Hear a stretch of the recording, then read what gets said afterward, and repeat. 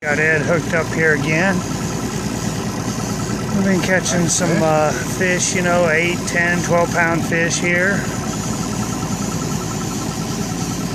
Is it a small one, Ed? Got a little bit of meat. Got a little bit to him? Oh,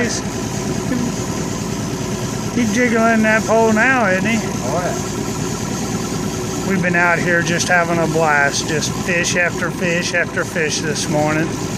Yeah, this in here is a small one. Yeah, about 8 pounds. This here is probably about the smallest I've seen this morning. No, I got that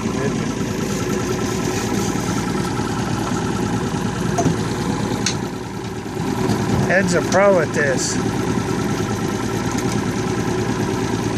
He hasn't really fished with umbrella rigs here too much, and